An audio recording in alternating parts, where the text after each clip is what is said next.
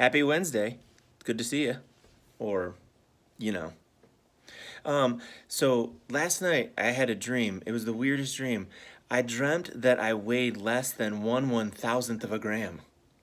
I was like, OMG.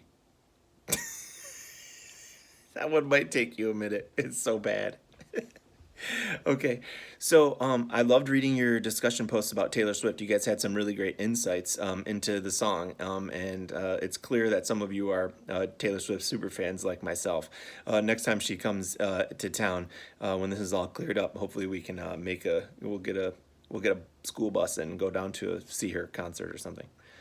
So I wrote down some notes of things that I wanted to make sure that you saw in the song, so we can continue to talk about what are exigences and how do we try to locate them. So as we start to name them, that's like the first step in rhetorical analysis. All right, so I have a couple of notes, and so I'm going to be glancing back and forth because I don't want to leave anything out. So obviously this is a less serious look at addressing an issue. The song itself is playful. The music is upbeat, but Taylor has seen some things, especially the way that the media is treating her, and she wants to try to address some of those issues. So there's many things that she brings up in her song, and she wants to make it apparent that, especially there are certain stereotypes that are associated with her, and she wants to try to combat some of those. So she wants to inform the public that regardless of what people say about her, she isn't going to let that bother her, right? She's able to shake it off. She addresses stereotypes that she is known for, such as being a serial dater and not being very smart. She says at one point, at least that's what people say. She's making it known that while all of these are being said about her, they aren't necessarily true. One of the reasons why they don't bother her, right? Another exigence is informing the media that there are things that they don't see, such as her not dancing to be good, but to have fun. She's also addressing that she knows these things won't change because people are going to speculate about her and about her life because she's famous and there's not really anything she can do about that. But she's going to continue to not let it bother her. So go ahead and say what you're going to say. I'm going to shake it off.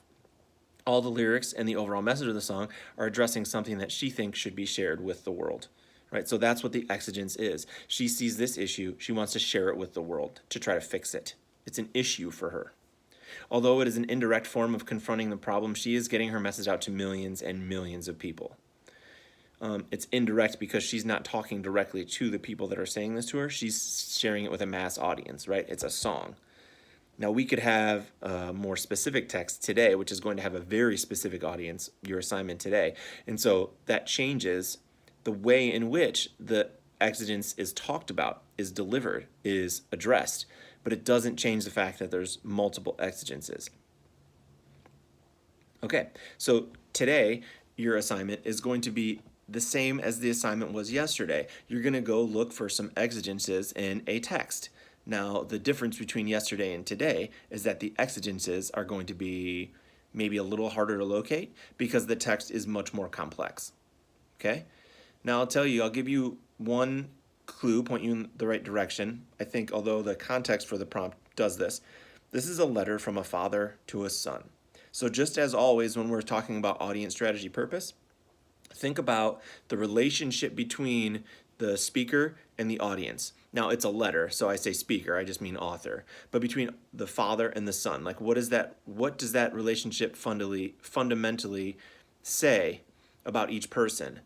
Like in general, not just in this particular instance. And then think about the ways in which Lord Chesterfield, that's the dude's name, is talking to his son. Remember, we're not doing analysis. You're not looking for tools of rhetoric. All I want you to do is locate and name the exigences. Put them in the discussion post and take a look at what your classmates have to say. Let me know if you have any questions.